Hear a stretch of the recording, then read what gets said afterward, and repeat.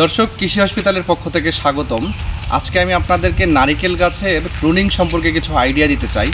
নারিকেল গাছে এই ধরনের নারিকেল গাছ যাদের আছে তারা দেখবেন নিচের পাতাগুলো সবসময় রোগাক্রান্ত থাকে, অর্থাৎ ওল্ডার লিভসগুলো সবসময় বিভিন্ন ধরনের পোকামাকড় এবং রোগবালাই আক্রান্ত থাকে।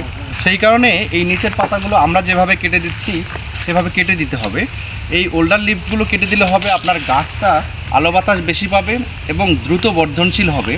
এবং এটি প্রুনিংটি করতে হবে বর্ষাকালের ঠিক শেষের দিকে, অর্থাৎ আগস্ট সেপ্টেম্বর মাসের সময়। তাহলে আপনার গাছের নতুন পাতাগুলোর গ্রোথ ঠিক থাকবে এবং আপনার গাছের নারিকেল আসার সম্ভাবনা খুব দ্রুত চলে আসবে।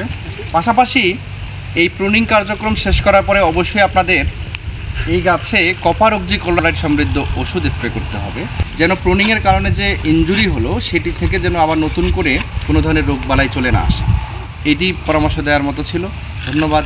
ভালো থাকবেন, সুস্থ থাকবেন, কৃষি হসপিটালের সাথেই থাকবেন।